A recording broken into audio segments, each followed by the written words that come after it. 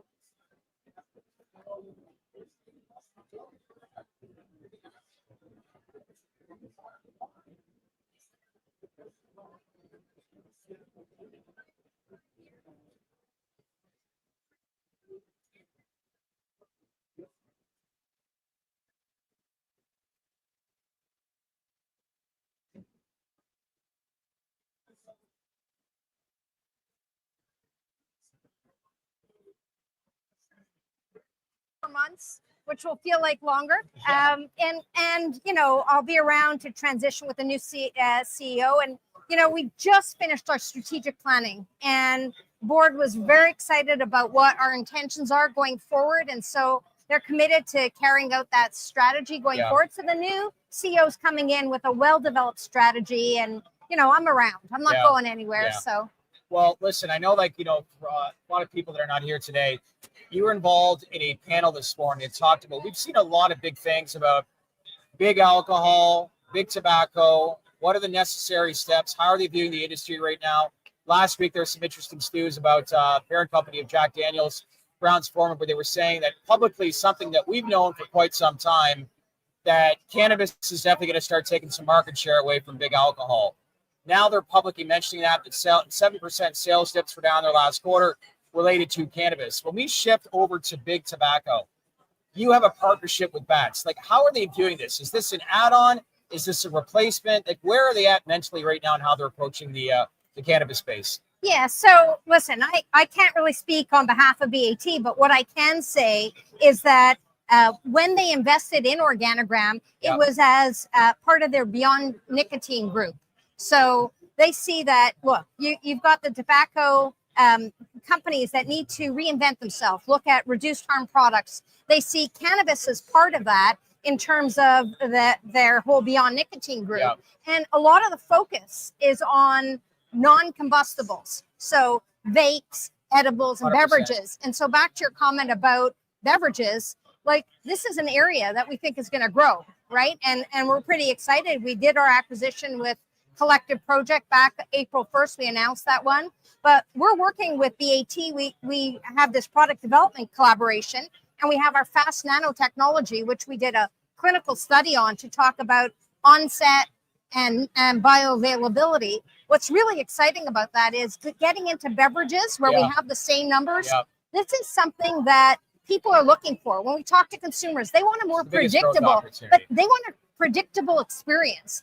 And having that, being able to talk about how quickly you'll feel something, that, you know, how high it's going to make you feel, they want that. And it's exciting because the space is going to grow, and the people that are doing the right kind of research that understand what consumers are looking for and their pain points, it's going to be an opportunity to continue to grow. Beverages we talk a lot about. Is that the biggest growth driver you think in the next 5 years for the industry? I think so. You know, right now, 70% of the market's still pre-rolls and flour. But I think if the access to a broader consumer audience, not the really engaged cannabis consumer who we're talking to today, but a broader audience who is less worried about a stigma when it comes to a beverage, right? Because it's a social ritual that they're used to. And the idea of finding it in a liquor store, so they don't have to go to a cannabis retail outlet, like it just is more welcoming, and it'll bring to this whole new cannabis consumer into the market. I think that's the big opportunity. So going back to tobacco, we talked about how they're viewing this right now. What do you think they could learn from the cannabis space? Is there anything that comes to mind that you've had conversations that they've learned a few things where they'd like to do differently? Because from a pure optics standpoint, we all understand what the background of obviously tobacco is. They have to shift. There's many countries that are now really clamping down. They want to be smoke-free within the next 5 to 7 years. So there's a lot of moving parts involved that shows that tobacco companies, I'm not going to say they're extinct, far from it, but the traditional combustible smoking like whole outlook is going to be gone with probably the next 10 years or close to it. So with that, what can they learn from the cannabis industry? I think what's really interesting about cannabis, and we did a piece of research that said 90% of Americans use